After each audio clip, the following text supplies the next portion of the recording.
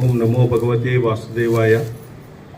మరి నిన్నటి ప్రవచనంలో ద్రౌపదీదేవి అనేక ధర్మాలను, నైతిక ధర్మాలను, విశేష ధర్మాలను, అనేక ధర్మాలను ఆమె ప్రశ్నిస్తుంది. మరి అందుకు భీష్మాచార్యులు మాత్రము కొంత సమాధానం చెప్పడం అనేటువంటి జరుగుతుంది.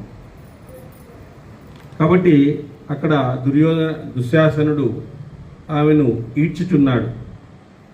అది చూసి భీమసేనుడు ధర్మరాజు వైపు చూసి నిస్సహాయస్థితిలో తీవ్ర కోపాన్ని ప్రదర్శించినాడు. రామాంజీ కూడా రాశాడు, సత్యం అనేటువంటి తాడుతో వాళ్ళు కట్టబడి ఉన్నారు, ఆ కోపాన్ని అలా దిగమింగుకున్నారు అని చెప్పేసి చాలా మంచి పాయింట్ ఒకటి రాసినారు. అంటే వాళ్ళు కొన్ని దానికి కట్టుబడినారు.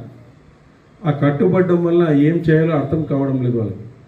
దాన్ని అతిక్రమిస్తే మళ్ళీ ధర్మాన్ని అతిక్రమించినట్లు ఉంటుందేమో అనేటువంటి ఉద్దేశంతో ఇప్పుడు దాన్ని అతిక్రమించడం వల్ల అన్నగారి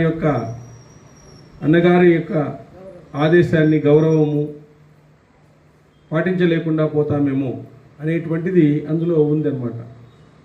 ఎందుకంటే వాళ్ళకు ధర్మరాజు ఏం చెప్తే అదే శాసనం, వాళ్ళకి వేదం అదే శాసనం, అదే వేదం. మరి అలాంటప్పుడు వాళ్ళు ఒడ్డినప్పుడు ఏమీ మాట్లాడలేదు, ఓడిపోయినప్పుడు ఏమీ మాట్లాడలేదు. అన్నగారి యొక్క ఆజ్ఞను వాళ్ళు శిరసా వహించడం అనేటువంటిది జరిగింది అని చెప్తుంది. భీష్ముడు ఇలా అన్నాడు, ఇంకా అంటున్నాడు, యుధిష్ఠిరా, జూదగాండ్ల ఇండ్లలో కులటలు కూడా ఉంటారు, కానీ వాళ్ళను పణంగా పెట్టి జూదమాడరు. ఆ కులటల మీద కూడా వారికి దయ ఉంటుంది. యుధిష్ఠిరా, జూదగాండ్ల ఇండ్లలో కులటలు కూడా ఉంటారు, కానీ వాళ్ళను పణంగా పెట్టి జూదమాడరు కదా. అది భీముడు అంటున్నాడు. భీముడు ఇలా అన్నాడు, భీముడు అంటున్నాడు, ఆ కులటల మీద కూడా వారికి దయ ఉంటుంది కదా. ఆ విధంగా కాశీరాజు కానుక చేసిన దానాన్ని, ఆయన మనకై తెచ్చిన విలువైన ద్రవ్యాన్ని, ఇతర నరపాలులు ఇచ్చిన రత్నాలను, వాహనాలను, ధనాన్ని, కవచాలను, ఆయుధాలను, రాజ్యాన్ని, నిన్ను మమ్ము కూడా శత్రువులు జూదంలో గెలుచుకున్నారు. భీమసేనుడు అంటున్నాడు, ఎవరి దగ్గర? ధర్మరాజు దగ్గర అంటున్నాడు. మనం కాశీరాజు కానుకగా చేసినటువంటి ధనాన్ని, ఆయన మనకై తెచ్చినటువంటి విలువైన ద్రవ్యాన్ని, ఇతర నరపాలులు ఇచ్చినటువంటి రత్నాలను, వాహనాలను, ధనాన్ని, కవచాలను, ఆయుధాలను, రాజ్యాన్ని, నిన్ను మమ్ము కూడా శత్రువులు జూదంలో గెలుచుకున్నారు.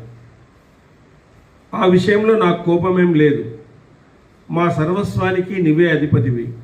కానీ ద్రౌపదిని పణంగా పెట్టడాన్ని నేను హద్దు మీరడమనే భావిస్తున్నాను. సో భీముడు చెప్తున్నాడు, అన్నీ పోయినా సరే, కానీ మనకు ఉండేటువంటి మన యొక్క పతివ్రత శిరోమణి అయినటువంటి ద్రౌపదిని పణంగా పెట్టడాన్ని నేను హద్దు మీరటమనే భావిస్తున్నాను. అంతవరకు రాకూడదు జూదం అనేటువంటిది.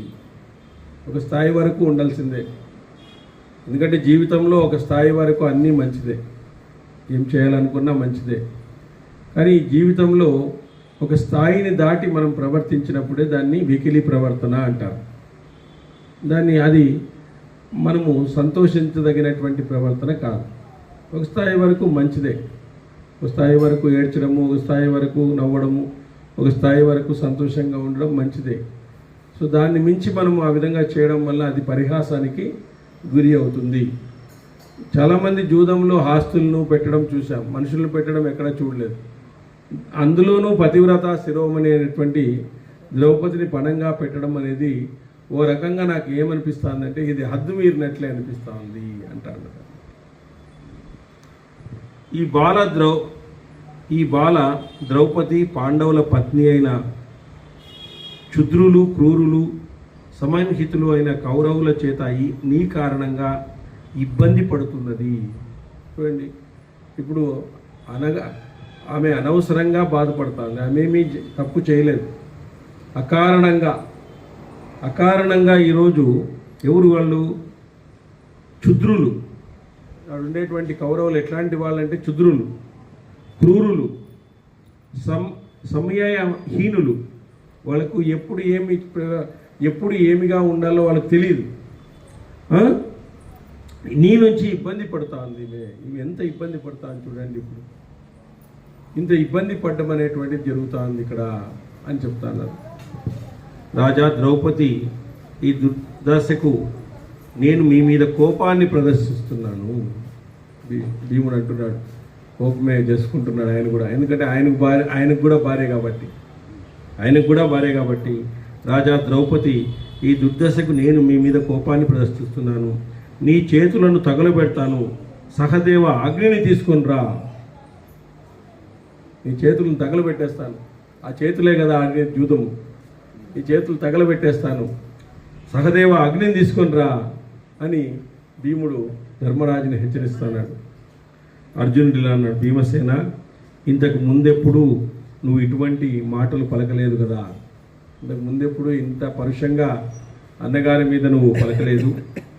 క్రూరకర్ములైన శత్రువులు నీ ధర్మ గౌరవ బుద్ధిని నాశనం చేసినట్లే ఉన్నారు.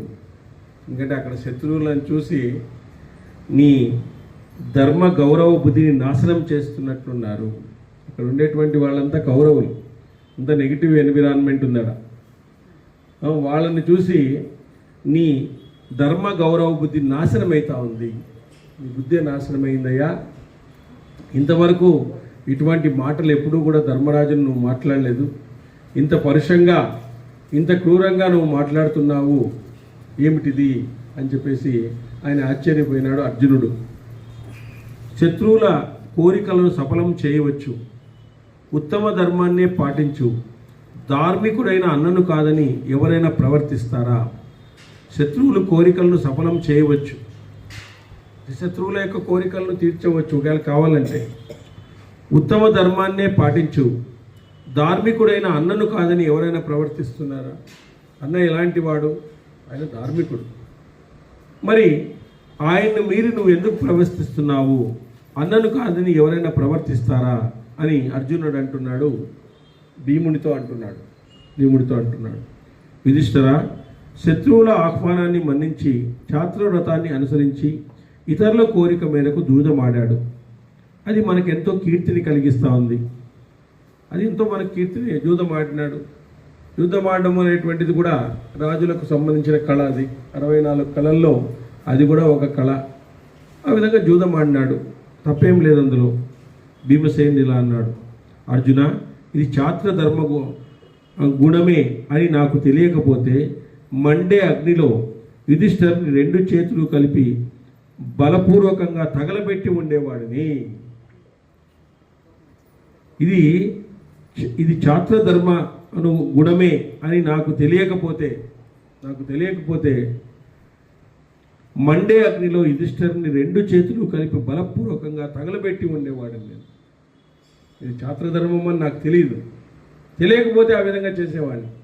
నువ్వు చెప్తున్నావు ఇది ఛాత్రధర్మము అని చెప్తున్నావు, కానీ తెలియకపోయింటే నాకు మాత్రం నా కోపాన్ని అణుచుకోలేకుండా పోతున్నాను అని చెప్తున్నాడు. వైశంపాయనుడు ఇలా అన్నాడు, ఈ విధంగా దుఃఖిస్తున్న పాండవులను, లాగబడుతున్నటువంటి ద్రౌపదిని చూసి ధృతరాష్ట్రుడు కొడుకైన వికర్ణుడు ఇలా అన్నాడు, వికర్ణుడు, రాజులారా, యజ్ఞశ్రేణి అడిగిన ప్రశ్నకు సమాధానం ఇవ్వండి. ప్రశ్నకు సమాధానం తెలియకపోతే మనమంతా వెంటనే నరకాన్ని పొందవలసి వస్తుంది. ఇప్పుడు ఆమె కొన్ని క్వశ్చన్స్ అడిగింది మనకు. నన్ను ఈ విధంగా ధర్మరాజు జూదంలోకి లాగబడింది ఎవరు అనేక క్వశ్చన్స్ అడిగింది. నన్నోడి తన్నోడినా, తన్నోడి నన్నోడినా, ఏమిటిదంతా కూడా అని చెప్పేసి అడిగింది ఆమె. మరి పతికి అధికారం ఉంటుందా లేదా భార్యను వడ్డడానికి అని ఆమె అడిగింది. ఇవన్నిటికీ మీరు సమాధానం చెప్పండి, లేకపోతే మనమంతా నరకాన్ని పొందవలసి వస్తుంది. ధర్మానికి ద్రోహం చేసినటువంటి వాళ్ళం అవుతాము. ఎందుకంటే ధర్మానికి ద్రోహం చేస్తే మనం నరకమే పొందుతాం. ఇప్పుడు మనం లోకంలో అందరూ కూడా అధర్మ పరులంతా నరకాన్ని పొందుతారు. వాళ్ళు పూజ చేసి కూడా వేస్టే. చెప్తాను, వాళ్ళు ఏం పూజలు చేయాల్సిన పని లేదు, ఊరికే ఉండేది. మేము అధర్మం చేసుకుంటా ఉంటే చాలు. అధర్మం పొందిన వాళ్ళని అందరినీ కూడా నేను విసిరివేస్తాను అంటాడు భగవద్గీతలో. పరమాత్ముడు అంటాడు. బట్ నువ్వు ఎన్ని పూజలు చేసినా ధర్మంగా ఉండి నువ్వు పూజ చేయకపోయినా పర్వాలేదు, ఎవరు అడుగుతుంది. అధర్మంగా ఉండి నువ్వు ఎన్ని పూజలు చేసినా, అధర్మంగా ఉండి ఎన్ని చేసినా, అసత్యం మాట్లాడినా, సత్యానికి కట్టుబడకపోయినా నువ్వు చేసిందంతా బూడిదలో పోసిన పన్నీరు అవుతుంది. అంతే కదా, అది సుస్పష్టంగా తెలుస్తుంది మనకు. కాబట్టి ఆధ్యాత్మికలోకి రావడానికే కొన్ని క్వాలిటీస్ ఉండాలి. ఆధ్యాత్మికలోకి రావడానికే కొన్ని క్వాలిటీస్ ఉండాలి, లేకపోతే రాలేదు. దాంట్లో వాడికి అంతో ఇంతో ధర్మం అనేటువంటిది. స్వల్పమల్పస్య ధర్మస్య త్రాయతే మహతో భయాత్ అంటాడు, 2వ అధ్యాయంలో చెప్తాడు. అంటే కొద్దిగా ధర్మాన్ని ఆచరించినా కూడా ఈ భయంకరమైనటువంటి సంసారం అనేటువంటి బాధ నుంచి బయటకు పడేస్తాను నేను. సంసారము అంటే ఏమి, ఇక్కడ భార్యను తోసేస్తానని కాదు, ఇక్కడ నేను శరీరము అనే భావనను తీసేస్తాను, నేను ఆత్మను అనేటువంటి భావనను నీకు కలిగిస్తాను. స్వల్పం అల్పస్య ధర్మస్య త్రాయతో మహతో భయాత్ అంటాడు. అంటే ఏమి, నీకు శరీరము కాదు నేను ఆత్మను అని చెప్పేసి నీకు నేను కలిగిస్తాను, ఆ జ్ఞానాన్ని కలిగిస్తాను. నువ్వు స్వల్పంగా ధర్మం ఆచరించినా, ఎక్కడ ఆచరించాలో అక్కడ ఆచరించినా నీకు ఆ విధంగా చేస్తాను అంటాడు భగవంతుడు. అది భగవద్గీతలో స్పష్టంగా చెప్పి ఉన్నాడు. మనం చదవం కాబట్టి మనకు ఏం లేదు, మన కథ మనదే, మన ఏమి మనది. అంటే ధర్మంగా ఉండేటువంటి, ధర్మము అనే పదం కొంతమందికి నచ్చదు కలియుగంలో. ఏం పోస్తారు ఇవన్నీ ధర్మం ధర్మం అంటాను, ఏం చేయాలి ధర్మం పట్టుకొని అంటారు. ఏం చేయాలి సార్ ధర్మం కట్టుకొని? మాకేం డబ్బులు వస్తాయా? మాకేం కీర్తి వస్తుందా? అధికారం వస్తుందా? అధికారం ఏమి రాదు, కీర్తి రాదు, ఏం రాదు. నువ్వు 84 లక్షల జీవరాశుల్లో ముందు ఫస్ట్ దానికి వెళ్ళిపోతావు. ఏ సాలిడ్ లాగానో ఏ బల్లి లాగానో పోతావు. మళ్ళీ నీకు మానవ జన్మ రావాలంటే 84 లక్షల జీవరాశులను దాటుకొని రావాలా. అదొకసారి గుర్తు తెచ్చుకో. అప్పుడు నీకు ధర్మం ఎందుకు పాటించాలో అర్థమవుతుంది. ధర్మం నీకు ఎందుకు పాటించాలో అర్థమవుతుంది. ఉండే 60 ఏళ్ళకే ప్లాన్ వేసుకుంటున్నావే, మరి ఉండే 60 ఏళ్ళకో 50 ఏళ్ళకో పెద్ద ప్లాన్ వేసుకుంటున్నావు. మరి జీవితాంతం ఉండేటువంటి శాశ్వతమైనటువంటి ఆత్మ మంచి స్థానంలోకి వెళ్ళి కూర్చోవడానికి నువ్వేం చేస్తున్నావు చెప్పు. మనలో ఉండేటువంటి ఆత్మ ఇది వెళ్ళి దీన్ని బట్టి అది వేరే చోటకు వెళ్ళిపోతుంది. మహానుభావులు దేవతలందరూ కూడా ఏం చేస్తుంటారంటే మంచి ఆత్మను తీసుకోవడానికి వాళ్ళు ప్రయత్నం చేస్తుంటారంట. ఎందుకంటే దేవతలు వాళ్ళు ఇక్కడికి వచ్చి వాళ్ళు యజ్ఞాలు యాగాలు చేస్తే తప్ప వాళ్ళకి మోక్షం రాదు. దేవతలంతా భూలోకంలో పుట్టాల్సిందే. ఎందుకంటే వాళ్ళ టైం పీరియడ్ అయిపోతేనే వాళ్ళు రెడీగా ఉంటారు, ఏ మహానుభావుని ఆత్మను తీసుకోవాలని రెడీగా ఉంటారంట.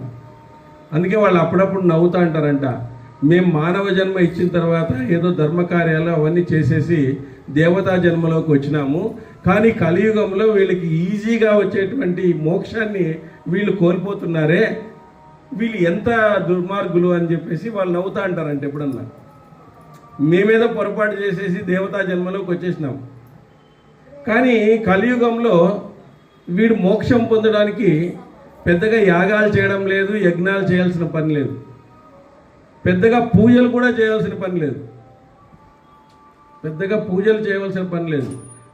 తపస్సు చేయవలసిన పని లేదు, విశ్వాసముతో నామస్మరణ చేస్తే చాలు. ఆ విశ్వాసం రావడానికే ఈ గ్రంథాలు. ఆ విశ్వాసము అంత తొందరగా రాదు మనకి. విశ్వాసం అనేది అంత తొందరగా రాదు. ఒక కథ ఉంది, దాంట్లో ఒక సర్కస్లో ఒక ఆయన ఒక పిల్లోడిని ఎత్తుకొని ఒక తాడు మీద నడుస్తూ ఉంటే అందరూ గట్టిగా చప్పట్లు కొడతానంట, జై హో జై హో. ఏమయ్యా ఎంత ప్రాక్టీస్ చేసినావు నువ్వు? తాడు మీద నడచడం అంటే కష్టము, భూమి మీద నడచడమే కష్టమైపోయింది, నువ్వు తాడు మీద నడుస్తా ఉన్నావు అని చెప్పినంట. ఆయన ఆ పక్క నుంచి ఈ పక్క వస్తే గట్టిగా కేకలు వేస్తున్నారంట పిల్లలంతా. ఆయన అన్నంట, ఈ పిల్లవాడు తీసుకోండి, మీలో ఉండే ఎవరన్నా ఒక పిల్లవాడు నాకు ఇవ్వండి అన్నాడంట. ఈ పక్క నడుస్తాను, ఆ పక్క నుంచి ఈ పక్కకు వచ్చినాడు, ఈ పక్క నుంచి ఆ పక్క తీసుకొని వస్తాను, మీ దగ్గర పిల్లలు ఉన్నారు కదా చిన్నపిల్లలు మాకు ఇవ్వండి అంటే ఒకరు ఇవ్వలేదండి. ఫస్ట్లో వచ్చినాడు కదా ఆయన, ఆయన కొడుకు వేసుకునే వచ్చినాడు కదా అని. అది నమ్మకం. నువ్వు ఇచ్చేది విశ్వాసం. నమ్మకం వేరే, విశ్వాసం వేరే. ఎవరు ఒక్కరు కూడా ఇవ్వలేదంట. కాదా నేను ఇవి అక్కడి నుంచి ఇక్కడ నడుచుకొని వచ్చినాను కదా, అయినా కూడా మీకు ఎందుకు కలగడం లేదు అంటే నమ్మకం అయితే కలిగింది, విశ్వాసం అయితే లేదు. ఇప్పుడు భగవంతుడు మనకు ప్రత్యక్షమై మిమ్మల్ని అందరినీ ఇప్పుడు చంపేస్తున్నాను, అందరినీ మోక్షానికి తీసుకుంటున్నాను అంటే, స్వామి వద్దు స్వామి, చాలా ఉన్నాయి పనులు నాకు, ఇంకా పెళ్ళిళ్ళు చేయాలా, పూజలు చేయాలా, ఏమేమో చేయాలా అని చెప్పేసి అంటావు. నువ్వే అంటావు, ఖచ్చితంగా అంటావు నువ్వు. అది విశ్వాసం లేదు మనకి. నమ్మకం ఏమైతే ఉంది, భగవంతుడు కాపాడుతాడని నమ్మకం అయితే ఉంది, కానీ ఆ విశ్వాసం అనేది లేదు. ఆ విశ్వాసం అనేది ఉంటే భగవంతుడు నీకు మోక్షాన్ని ప్రసాదిస్తాడు. ఆ విశ్వాసం మనలో లేదు. ఆ విశ్వాసం పొందడానికే ఇవన్నీ చదువుకోవాలా, ఇలాంటివన్నీ వినాలా. ఆ విశ్వాసం అనేది మరి కృష్ణుని మీద ఎంత విశ్వాసం ఉంది వాళ్ళకి, పాండవులకి ఎంత విశ్వాసం కృష్ణుని మీద. మరి మరి వాళ్ళకి అంత విశ్వాసంతో వాళ్ళు ఆడ ఇద్దరు, దుర్యోధనుడు అర్జునుడు ఇద్దరు పోయినారు. దుర్యోధనుడు ఏం కోరుకున్నాడు? నాకు అక్షోభిణుల సైన్యం కావాలని కోరుకున్నాడు. కానీ అక్కడ అర్జునుడు ఏమన్నాడు? నువ్వు ఉంటే చాలయ్యా, ఆ సైన్యం అవసరం లేదు నాకు.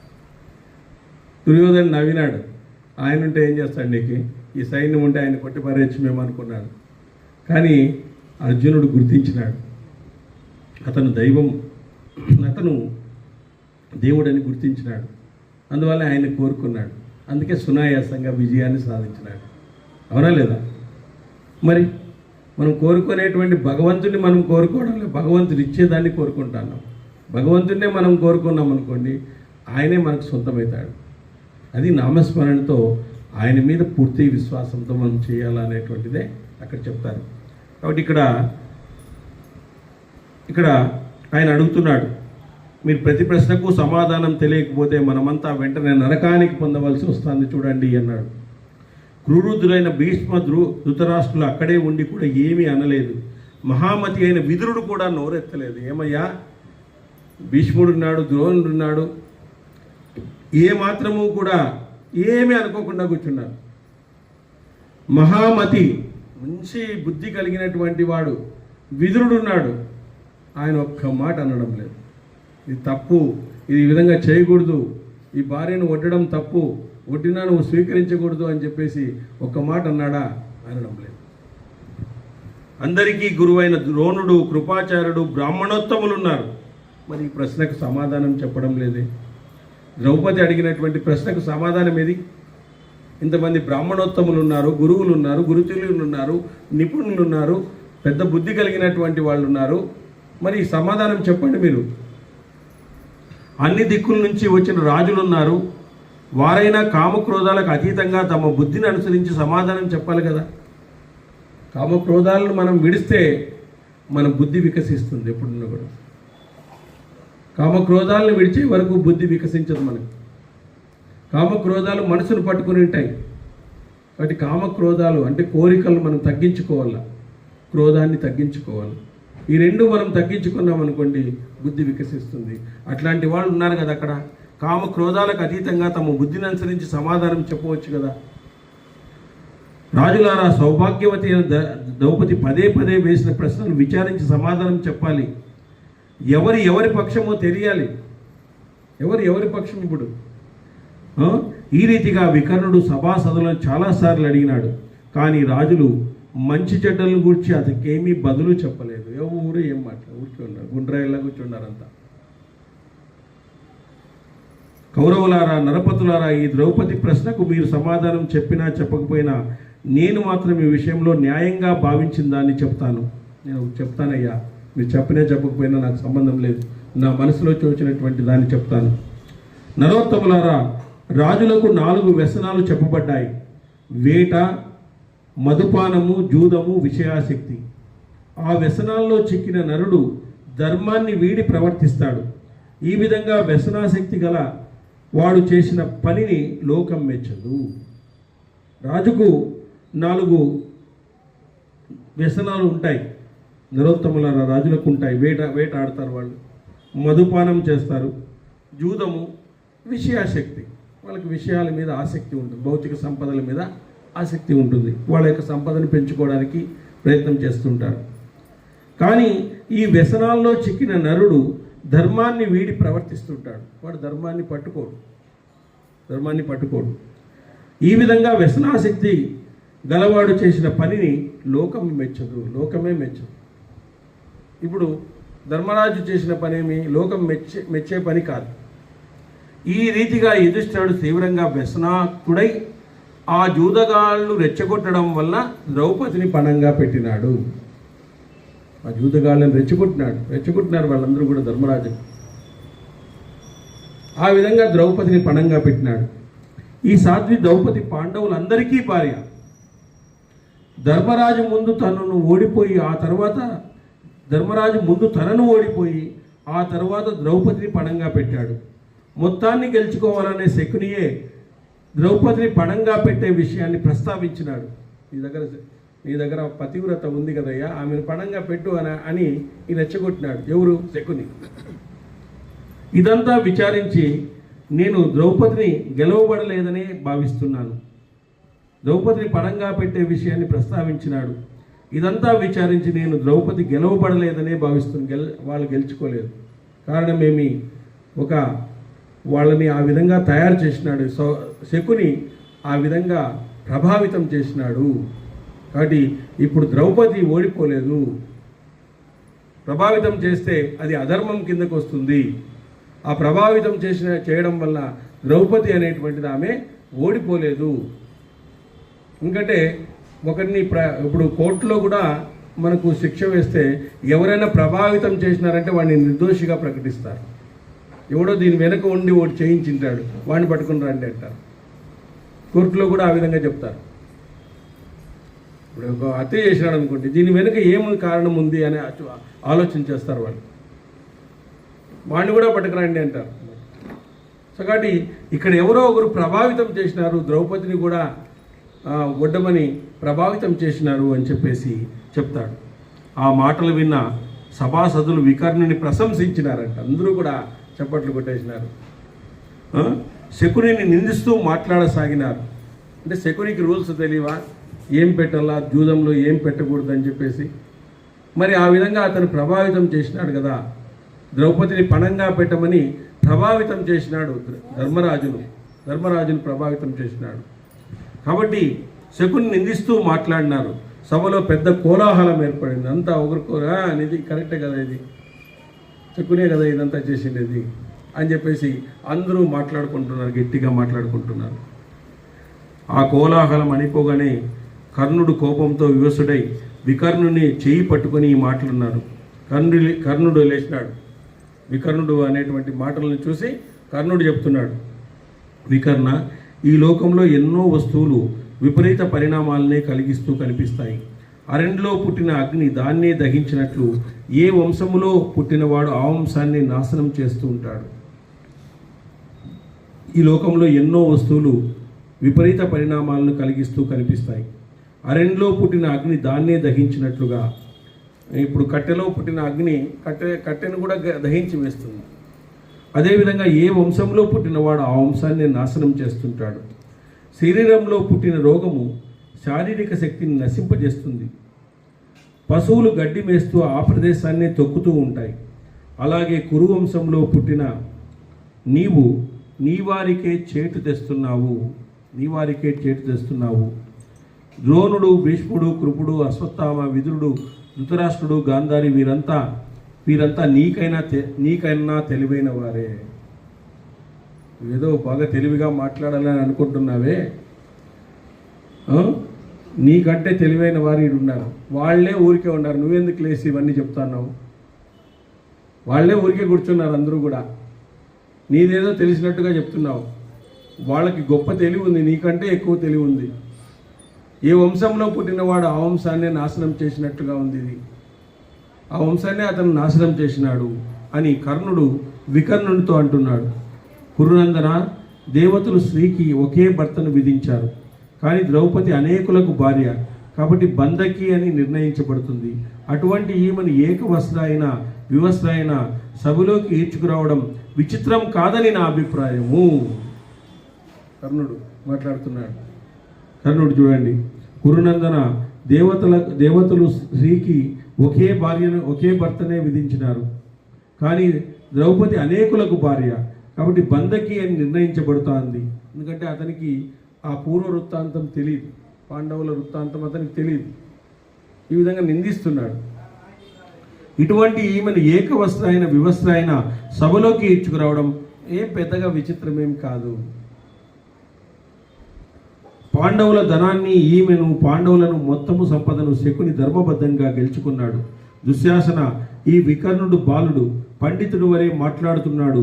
పాండవుల వస్త్రాలను, ద్రౌపది వస్త్రాలను కూడా ఊడది.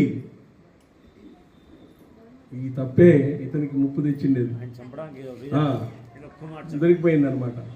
పాండవుల వస్త్రాన్ని, ద్రౌపది యొక్క వస్త్రాలని ఊడదీసేయి అని చెప్పి గట్టిగా అన్నాడు.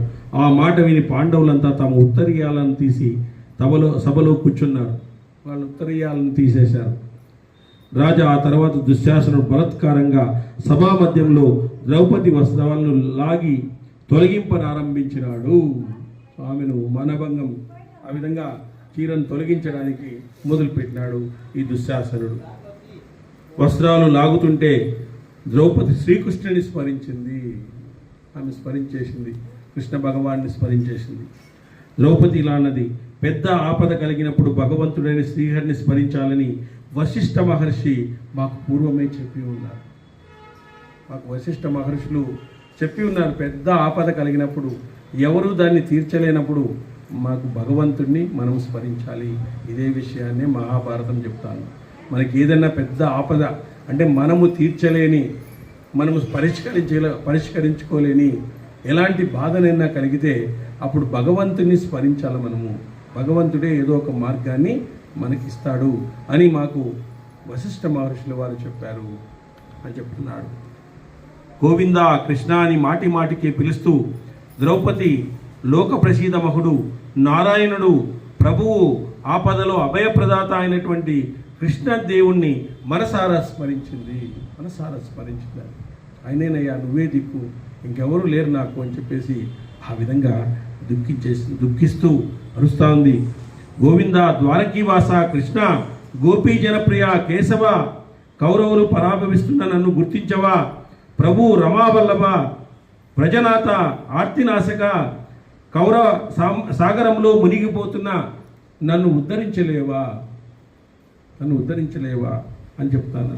కృష్ణ, మహాయోగి, విశ్వాత్మ, విశ్వభావన, గోవింద, కౌరవుల మధ్యలో కలత పడుతూ శరణు కోరిన నన్ను రక్షించవయ్యా ఒకసారి. రాజా ఈ విధంగా భువనేశ్వరుడు హరి అయినటువంటి శ్రీకృష్ణుని స్మరించి ఆ ద్రౌపది ముఖాన్ని కప్పుకొని బాధతో రోధింపసాగిందమ్మ.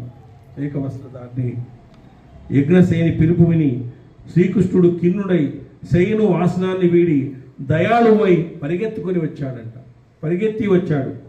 యజ్ఞసేని రక్షణకై కృష్ణ, నారాయణ, హరి, పురుషోత్తమాన్ని ఆక్రోశించింది. అప్పుడు ధర్మస్వరూపుడైన మహాత్ముడు అదృశ్యుడై వివిధ సుందర వస్త్రాలను ద్రౌపదికి ఆచ్ఛాదించినాడు. ఆయన అదృశ్యంగా ఉంటూ ఆమెకు చీరలను ప్రసాదించినాడు అన్నమాట. భగవంతుణ్ణి ఆ ప్రార్థన కదిలించి వేసిందనమాట. ఆమె చేసేటువంటి ప్రార్థన భగవంతుని కదిలించి వేసి ఆ చీరలను ఆచ్ఛాదించినాడు. అన్నీ కూడా అదృశ్యంగా ఉన్నాడు, కనపడడం లేదు. ఆయన వచ్చేసినాడు అక్కడికి. రాజా దుశ్శాసనుడు ద్రౌపది వస్త్రాన్ని లాగుతుంటే అటువంటివి మరెన్నో వస్త్రాలు కనిపించసాగినాయి. వాడికి కన్ఫ్యూజ్ అయిపోయింది. లాగుతానే ఉన్నాడు. రాజా ధర్మస్వరూపుడైన శ్రీకృష్ణుడి ప్రభావంతో అనేక వర్ణాల వస్త్రాలు కనిపించినాయంట. డిఫరెంట్ కనిపిస్తున్నాయంట, కలర్లు. అప్పుడు సభలో భయంకరమైన కోలాహలం చెలరేగింది. లోకంలో అత్యద్భుతమైనటువంటి దృశ్యాన్ని చూస్తున్నట్టుగా వాళ్ళంతా కూడా అందరూ చూస్తున్నారండి. ఏమిది, ఏం ఆశ్చర్యమయ్యా, ఇదేమిటి అని రాజులందరూ ద్రౌపదిని అభినందిస్తూ ఉన్నారు, దుశ్శాసన్ని నిందిస్తున్నారు. రే ఇంకేం పీక్తారా, వచ్చేసే, ఇంకా అయ్యలేదు నీ చేత అని చెప్పేసి వాడినే వెనక్కి పిలిపిస్తున్నారు. అప్పుడు భీముడు కోపంతో పెదవులు వచ్చుండగా చేతులు పిసుక్కుంటూ రాజుల సమక్షంలో పెద్ద గొంతుతో ప్రతిజ్ఞ చేసినాడు.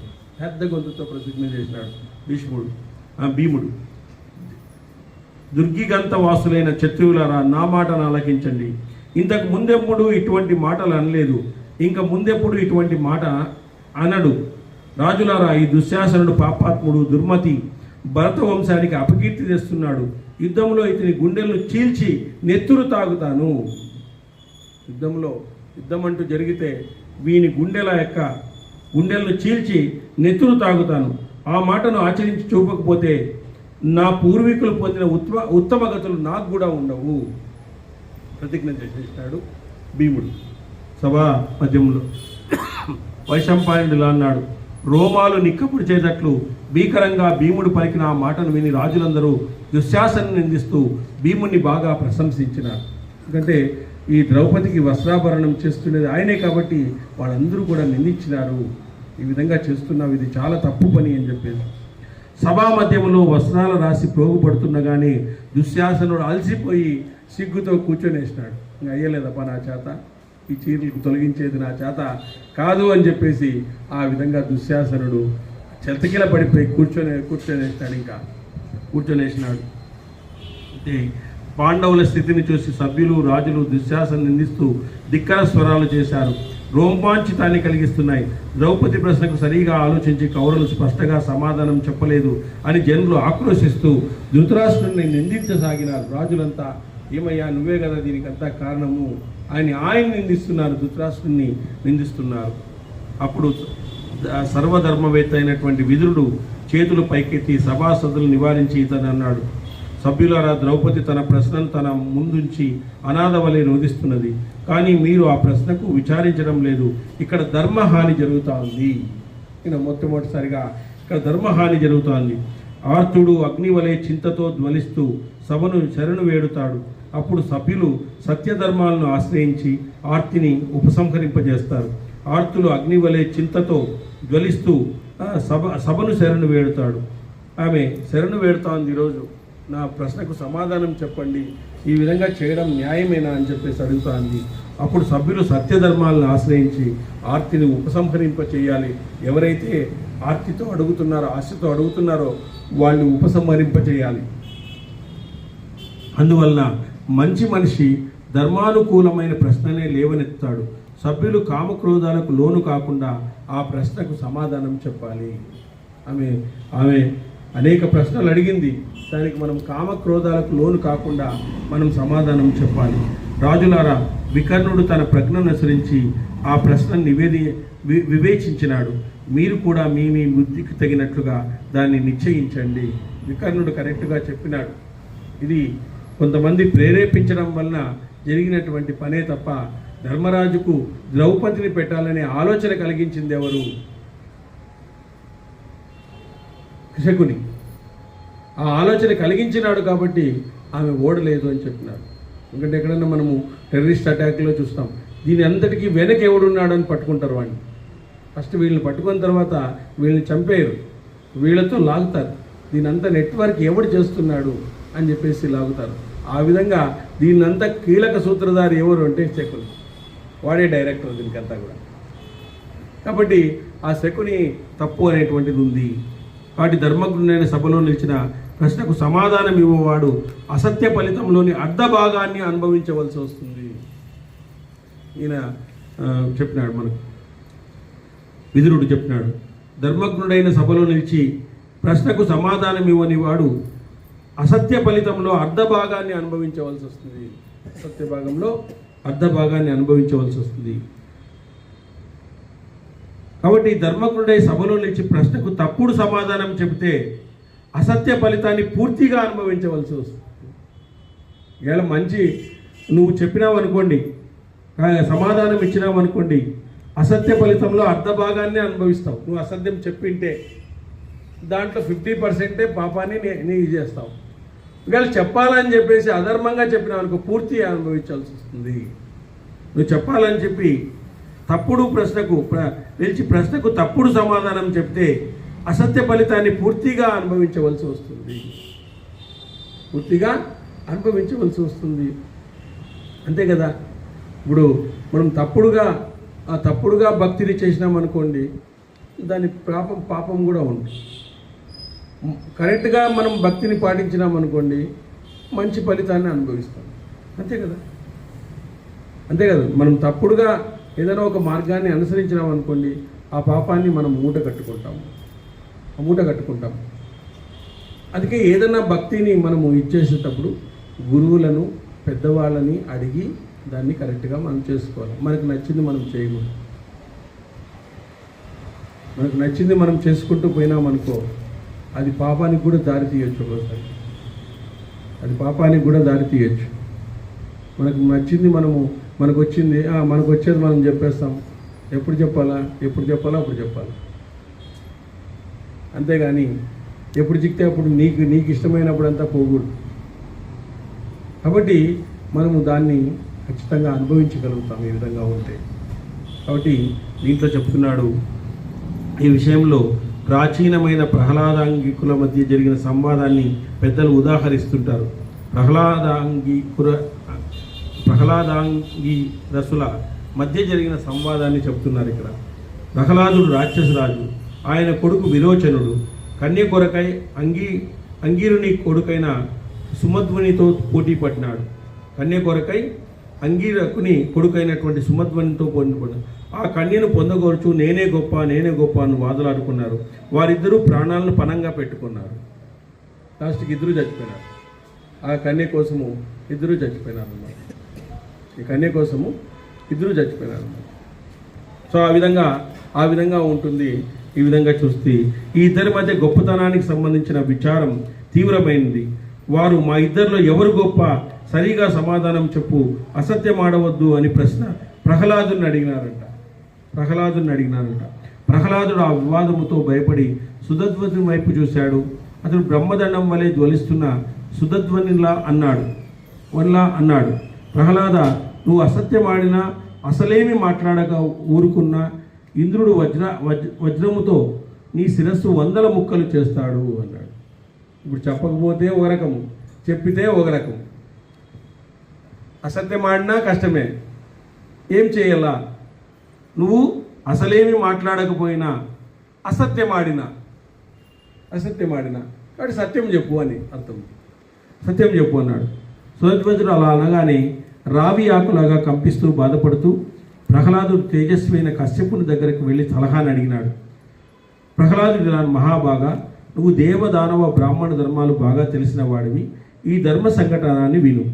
ప్రశ్నకు సమాధానం చెప్పని వానికి, అసత్య సమాధానం ఇచ్చిన వానికి పరలోకంలో ఏమి లభిస్తాయి అని అడిగినాడు.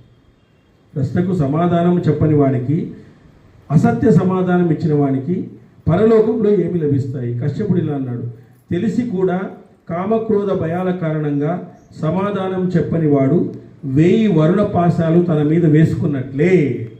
చూడండి, తెలిసి కూడా కామక్రోధ భయాల కారణంగా అంటే దుర్యోధనుడు ఏమన్నా అంటాడేమో, దుర్యోధనుడు ఏమన్నా సమాధానం చెప్తే నన్ను చంపేస్తాడేమో. కామక్రోధాలకు భయాల కారణంగా సమాధానం చెప్పని వాడు 1000 వరుణ పాశాలను మింద వేసుకున్నట్లే. సాక్షి గోవు చెవుల వలె స్థితులై ఇరుపక్షాలతో సంబంధం కలిగి సాక్ష్యము చెప్పకపోతే వాడు కూడా 1000 వరుణ పాశాలకు మీద తెచ్చుకున్నట్లే. ఇప్పుడు ఇద్దరికీ సమాధానంగా ఉంటాడు, కానీ ఎవరిది తప్పు అని వాడు చెప్పలేకుండా పోయినాడు అనుకో, వానికి కూడా 100 వరుణ శాపాలు వాడి మీద పడతాయి. ఇద్దరికీ సంబంధించిన వాడే వాడు, కానీ వాడేమనుకుంటాడు, ఒకరు చెప్తే ఒకరికి కోపం, ఎందుకు చెప్పాలి నేను ఊరుకున్నాడు అనుకో, అది కూడా తప్పే, అది కూడా ఖచ్చితంగా తప్పే. చూడండి ఎంత ధర్మము ఎంత సూక్ష్మంగా ఉంటుంది చూడండి. సంవత్సరం గడిచిన తర్వాత ఒక పాశం నుంచి బయటపడతాడు. కాబట్టి సత్యము సరిగా తెలిసిన వాడు సత్యాన్నే చెప్పాలి. నీకు సత్యము తెలుసా చెప్పు, అసత్యం చెప్పొద్దు, మాట్లాడకుండా ఉండదు. ధర్మము అధర్మము చే భంగపడి సభలో నిలిచినప్పుడు సభాతతులు కూడా భంగపడినట్లే. నువ్వు అధర్మాన్ని చూస్తూ ఉన్నా కూడా నువ్వు అధర్మం చేసినట్లే. ఎందుకంటే అధర్మము చెప్తున్నప్పుడు వీలైతే నువ్వు దాన్ని ఎదిరించాలంట, లేదా చాలా బాధపడాలంట, లేదా ఆ సభ నుంచి బయటకు వెళ్ళిపోవాలంట. నేనేమి చేయలేను కాబట్టి మీరేం చేయడం లేదు, ఈడే ఉండాలి. బాధపడుతున్నారు అంతే, ఏమీ చేయడం లేదు. కాబట్టి ఇది కూడా భంగపడినట్లే. వారు శల్యాన్ని తొలగించలేరు, వారు పాప బలాన్ని అనుభవించాల్సిందే. ఎవరు? భీష్ముడు, ద్రోణుడు, వీళ్ళందరూ కూడా పాప భారాన్ని అనుభవించాల్సిందే. వీళ్ళకి కష్టకాలం స్టార్ట్ అయింది. ఇంకా అందరికీ ఇంతవరకు ఆనందంగా ఉన్నారు వీళ్ళంతా కూడా, కానీ వీళ్ళకి మళ్ళీ కష్టకాలం అనేది స్టార్ట్ అయింది. వీళ్ళు కూడా అనుభవించాల్సిందే, ఎందుకంటే చూస్తూ కూర్చున్నారు కాబట్టి. ఈరోజు మన మీదే కదా సమాజంలో ఏం జరుగుతుంది. మేధావులు మౌనం వహించినారు, తప్పును తప్పని చెప్పలేకుండా పోతున్నారు. ఎందుకు చెప్పడం లేదు? నువ్వు తప్పుని చెప్తే ఒకడైనా మారొచ్చు కదా. ఆ రోజు శంకరాచార్య ఏ విధంగా ప్రతిఘటించినాడు? శాషాండ మతాలు ఉండేవాడు, శవాలను వేసేవాళ్ళు, మద్యాన్ని తాగేవాళ్ళు, మద్యాన్ని దీంట్లో యాగంలో వేసేటువంటి వాడు. కానీ ధైర్యంగా వెళ్ళినాడు ఆయన. ధైర్యంగా వెళ్ళి ఇది కాదు మన సంస్కృతి, హిందూ సంస్కృతి అంటే ఇది, సనాతన ధర్మానికి సంబంధించింది అని చెప్పేసి ఆయన బీజాలు వేసి అనేకమైనటువంటి పండుగలను పరమార్థాన్ని తెస్తే ఈరోజు ఓలిగలు తింటున్నామే కానీ పండుగ యొక్క పరమార్థాన్ని మనం తెలుసుకోవడం లేదు. వివేకానందుల వారు మన దేశ సంస్కృతిని ప్రపంచమంతా కూడా విస్తరింపజేసి ప్రపంచమంతా కూడా హిందూ సంస్కృతి గొప్పది అని చెప్తే మనది గొప్పది అని మనం పాటించడం లేదు. ఈరోజు మనం పాపాత్ములా వాళ్ళు పాపాత్ములా చెప్పండి? మనమే పాపాత్ములు, మనం పాపాత్ములు కదా. మన సంస్కృతిని మనం విస్తరించుకోలేకుండా పోతున్నాము, మన సంస్కృతిని మనది గొప్పది అని చెప్పుకోలేకుండా పోతున్నాము. ఎంత దురవస్థలో ఉన్నాం చెప్పండి. ఒక బొట్టు పెట్టుకోవాలంటే ఆలోచిస్తాం, సినిమాకి పోవాలంటే ఆలోచించాం, ఇమ్మీడియట్గా వెళ్ళిపోతాం అని ఆలోచిస్తాం. ఒక సత్సంగానికి రావాలంటే ఆలోచిస్తాం, అదే సినిమాకి పోవాలంటే ఒక గంట ముందరే వాటర్ బాటిల్, చిప్స్ ప్యాకెట్ అన్నీ కొనుక్కొని అక్కడ ఏం తినాలా, విశ్రాంతిలో ఏం తినాలా, ఇంటర్వెల్లో ఏం తినాలా, వచ్చేటప్పుడు ఏం తినాలా, మధ్యలో ఏం తింటా ఉండాలా, సరైన పాట వస్తే ఎట్లుండాలా, ఇవన్నీ ప్లాన్ వేసుకొని పోతున్నాం.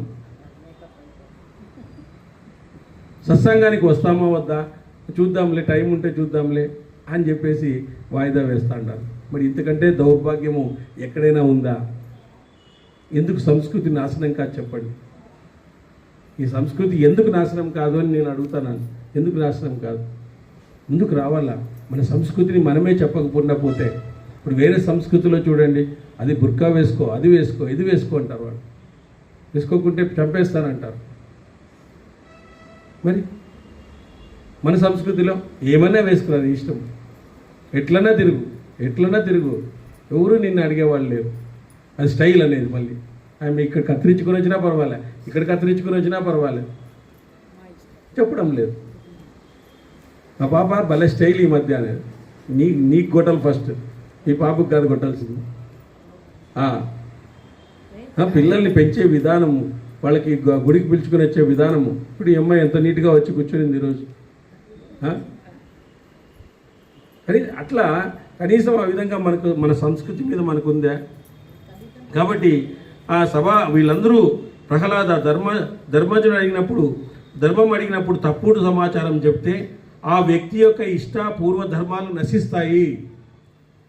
చూడండి, ప్రహ్లాద ధర్మం అడిగినప్పుడు తప్పుడు సమాధానం చెప్తే ఆ వక్త యొక్క ఇష్టాపూర్త ధర్మాలు నశిస్తాయి, ధర్మాలే నశించిపోతాయంట. ముందు వెనక 7 తరాల పుణ్యం కూడా నశిస్తుందంట. చూడండి ఎంత ధర్మ సూక్ష్మం ఇది. చూడండి, మనం ధర్మం అడిగినప్పుడు ఇది ధర్మమా కాదా, ఇది అందరికీ వర్తిస్తుంది. ఎవరికి? పండితులకు, గురువులకు, అందరికీ వర్తిస్తుంది. ఏం చిక్తే అది చెప్పకూడదు. మనకు నోరు ఉంది కదా అని చెప్పేసి ఏదో ఒకటి చెప్పకూడదు. ధర్మం అడిగినప్పుడు తప్పుడు సమాధానం చెప్తే ఆ వక్త యొక్క ఇష్టాపూర్త ధర్మాలు నశిస్తాయి. ముందు వెనుక 7 తరాల పుణ్యాలు కూడా నశిస్తాయి. చూడండి, జాగ్రత్తగా చెప్పాలి. ధర్మాన్ని చెప్పేటప్పుడు మనము సత్యాన్ని చెప్పేటప్పుడు ఇవన్నీ చెప్పేటప్పుడు జాగ్రత్తగా మనం ఆలోచించాలి. ధనాన్ని గోలుపోయినవాడు, కొడుకు చనిపోయినవాడు, రుణగ్రస్తుడు, స్వప్రయోజనాన్ని పోగొట్టుకున్నవాడు, భర్తను కోల్పోయిన స్త్రీ, రాజకోపానికి ఎరైనవాడు, సంతానం లేని కాంత, పులివాసను చూచినవాడు, సపత్నులు గల స్త్రీ, సాక్షులను మోసగించినవాడు, వీరందరూ ఒకే రకమైన దుఃఖాన్ని అనుభవిస్తారు. వీళ్ళందరూ కూడా ఎవరెవరు? ధనాన్ని కోల్పోయినవాడు, కొడుకు చనిపోయినవాడు, రుణగ్రస్తుడు, స్వప్రయోజనాన్ని పోగొట్టుకున్నవాడు, భర్తను కోల్పోయిన స్త్రీ, రాజకోపానికి ఎరైనవాడు, సంతానం లేని కాంత, పులివాసన చూసినవాడు, సపత్నులు గల స్త్రీ, సాక్షులను మోసగించినవాడు, వీరందరూ ఒకే విధమైన దుఃఖాన్ని అనుభవిస్తారని దేవతలు చెప్తారు. కాబట్టి అసత్యము చెప్తే దుఃఖాలన్నింటినీ అనుభవించవలసి వస్తుందని ప్రత్యక్షంగా చూసినా విన్నా ధారణ చేసినా అతడు సాక్షి అవుతాడు. కాబట్టి సత్యము చెప్పిన సాక్షి ధర్మార్థాలకు దూరం కాడు. అతనికి ధర్మార్థాలు లభిస్తాయి. సత్యం చెప్పిన వ్యక్తికి ధర్మార్థాలు లభిస్తాయి. కశ్యపుడు మాటలు విని ప్రహ్లాదుడు కొడుకుతో ఇలా అన్నాడు: విరోచన, సుధన్వుడు నీకంటే గొప్పవాడు, వాని తండ్రి అంగీరసుడు నాకన్నా గొప్పవాడు, సుధన్వుని తల్లి నీకన్నా గొప్పది. ఇప్పుడు సుధన్వుడే నీ ప్రాణాధికారి అని చెప్పేసి, సుధన్వుడే అని చెప్పి ప్రహ్లాదుడు తను తెలుసుకొని ధర్మాన్ని చెప్పినాడు. కౌశికుని దగ్గరికి వెళ్ళి తెలుసుకొని దాని ధర్మాన్ని కశ్యపుడు దగ్గరికి వెళ్ళి తెలుసుకొని చెప్తాడు అన్నమాట. కాబట్టి ఈ విధంగా సుధన్వుడు అన్నాడు, పుత్ర స్నేహాన్ని కూడా కాదని నువ్వు ధర్మం మీదనే నిలిచినావు, అనుగ్రహిస్తున్నావు. నీ కుమారుడు 100 ఏళ్ళు బ్రతుకుతాడు అని చెప్పినాడు. కాబట్టి విదురుడు ఇలా అన్నాడు: సభాసదులారా, ఈ పరమధర్మ ప్రసంగాన్ని మీరంతా విన్నారు కదా. ద్రౌపది ప్రశ్నను అనుసరించి ఈ విషయంలో ఏది యుక్తమని భావిస్తున్నారు? మీరందరూ చూస్తున్నారు, సత్యాన్ని ఇక్కడ చూస్తున్నారు. సత్యాన్ని చూసినటువంటి వాడు సాక్షిగా మీరు ఉన్నారు. మరి ఆ సాక్షిగా ఉన్నప్పుడు మీరు ఏం చెప్పాలో అది చెప్పండి. మీరు కామ క్రోధాలకు లోభాలకు వశం కావద్దండి. మేము ఏదన్నా ద్రౌపదికి అనుకూలంగా చెప్తే మాకు దుర్యోధను శిక్షిస్తాడేమో, దుర్యోధనకు అనుకూలంగా చెప్తే భీముడు శిక్షిస్తాడేమో అని మీరు కామక్రోధాలకు లోను కావద్దండి. కామక్రోధాలకు లోను కావద్దండి. కాబట్టి సభాసదులారా, ఈ పరమధర్మ ప్రసంగాన్ని మీరంతా విన్నారు కదా. ద్రౌపది ప్రశ్నను అనుసరించి ఈ విషయంలో ఏది యుక్తమో భావిస్తున్నారు? విదురుని మాట విని రాజులు ఎవరు ఏమీ అనలేదు. కర్ణుడు, ఈ ద్రౌపది దాసి, ఇంటికి నడిపించండి అని దుశ్శాసనతో అన్నాడు. ఈమె దాసి, ఇప్పుడు మాకు ఈమెను ఇంటికి పిలుచుకొని పోదామని చెప్పేసి మళ్ళీ ఒక తప్పు చేసినాడు. ఈ కర్ణుడు ఈ విధంగా తప్పు చేసినాడు. సిగ్గుపడుతూ వణికిపోతూ పాండవుల గురించి విలపిస్తున్న ఆ తపస్విని దుశ్శాసనుడు సభా మధ్యంలోకి ఈడ్చుకొని వచ్చి ముందుకు తీసుకున్నాడు. సభా మధ్యంలోకి ఈడ్చుకొని వచ్చినాడంట. మళ్ళీ ఈడ్చుకొని వచ్చినాడంట ఆమె సిగ్గుపడుతూ వణికిపోతూ పాండవుల గురించి విలపిస్తున్న తపస్విని దుశ్శాసనుడు సభా మధ్యంలోకి ఈడ్చినాడు. ద్రౌపది ఇలా అంది: ముందుగా చేయవలసిన నా పని ఇప్పటికీ కాలేదు. ఇప్పుడు ఈ పని జరగాలి. బలిష్ఠుడైన ఈ దుశ్శాసనుడు బలపూర్వకంగా నన్ను ఈడ్చాడు. నేను కలత చెందాను. కౌరవుల సభలో కురువంశస్థుల అందరికీ నమస్కారం. ఇంతకు ముందే నమస్కరించకపోవడం వల్ల నా దోషం లేదు. కౌరవ సభలందరికీ నమస్కరిస్తాను, నేను అందరికీ నమస్కారం చేస్తాను. ఆ ద్రౌపదిని దుశ్శాసనుడు ఈడ్చుతుండగా తపస్వి అయిన ద్రౌపది నేలబడింది. సభలో ఈ రీతిగా విలపించింది: ఆ స్థితికి ఆమె తగినది కాదు. స్వయంవర సమయంలో సమాగతులైన రాజులు రంగస్థలంలో నన్ను చూశారు. మరెక్కడా నేను ఇతరులకు కంటపడలేదు. అటువంటి నేను ఈ సభలోకి రావాల్సి వచ్చింది. నన్ను చేసుకోవడానికి ఎంతోమంది రాజులు వచ్చినారు. ఆ రోజు నన్ను ఆ విధంగానే గుర్తుపెట్టుకున్నారు. ఈ విధంగా వీళ్ళు ఎప్పుడూ నన్ను చూడలేదు. ఏకవస్త్రధారిణి ఈ విధంగా నన్ను చూడలేదు. గతంలో రాజభవనంలోనున్న నన్ను గాలి సూర్యుడు కూడా చూడలేదు. గాలి సూర్యుడు కూడా. అటువంటి నేను సభా మధ్యంలో జనసమూహంలో అందరికీ కనిపించవలసి వచ్చింది. ఆమె ఎక్కువగా కనిపిస్తూ ఉండలేదు బయటకు కూడా. గతంలో రాజభవనంలో గాలి నన్ను తాకిన సహించలేని పాండవులు నేడు ఈ దురాత్ముడు తాకుతూ ఉంటే సహిస్తున్నారు. నాకు గట్టిగా గాలి వస్తేనే వాళ్ళు భయపడిపోయేటువంటి వాళ్ళు, ఏమైందో ఏమో అని చెప్పేసి. ఈ దురాత్ముడు నన్ను తాకుతూ ఉన్నా కూడా వీళ్ళు నిశ్చేష్టులై ఉన్నారు, సహిస్తున్నారు. కురు వంశానికి కోడలినై పుత్రి సమానంగా ఉన్న నేను ఈ విధంగా బాధపడుతున్నాను. నేను దీనికి తగను, అయినా కౌరవులను సహించి చూస్తున్నాను. ఇది కాల వైపరీత్యమే, ఇది కాలము పెట్టినటువంటి పరీక్ష నాకు. స్త్రీని పవిత్రతను కళ్యాణి అయిన నేను సభా మధ్యంలోకి ఈడ్చుకొని రాబడ్డాను. ఇంతకంటే దయనీయమైన స్థితి మరి ఏదైనా ఉంటుందా?